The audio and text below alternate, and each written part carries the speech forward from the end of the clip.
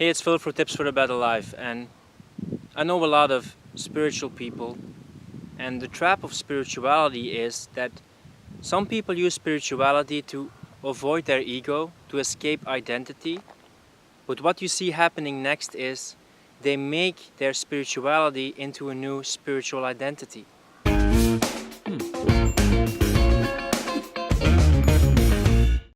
So you want to escape attachment to identity by creating a spiritual identity that is supposed to escape identity. So you see the problem here, right? It's like people who want to escape desire, but then they have the desire not to desire. So you keep on desiring. So in the end, all those things, all those methods, all those identities are like suits that we put on to cover ourselves.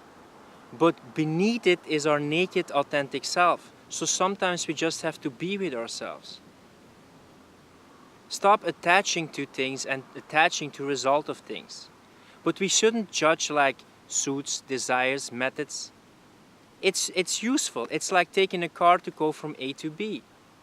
It's the process of moving. But don't make it into a new identity. Don't become so spiritual that like, look at me, I'm so spiritual. Again, it's the ego talking. Again, it's the identification with form.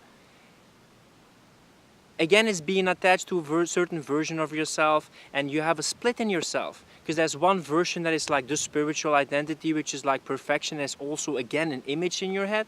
And then there's the other person who watches that and realizes like, I'm only acting this way because I made it into another concept and form. So it's good that you express it, but you can almost never label something without it being an identity. So in the end, you just have to be with yourself. So doing yoga, doing spiritual things, healthy eating is definitely good. It can influence your body and it can, make you healthier. But in the end, it's a healthy way of being. I like a quote by Teal Swan, and she said, I see the future of spirituality moving from enlightenment to authenticity. Because an enlightened person is again a kind of identity, a construction of what it is, an endpoint.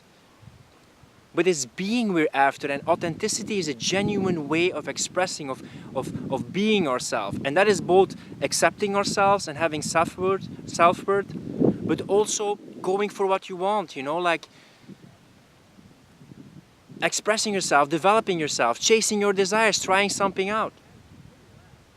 So strive to be authentic. That's what people are missing. Authentic people in this whole social fabricated existence. That is what people actually are missing. Authentic people. People who are just themselves.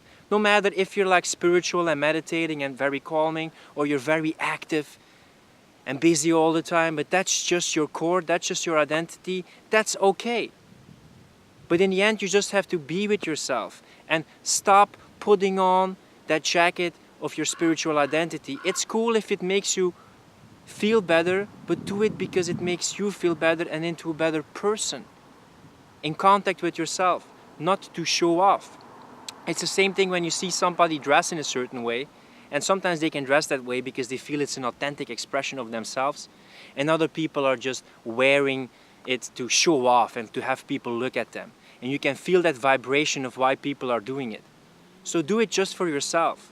Be authentic. That's what people are missing these days.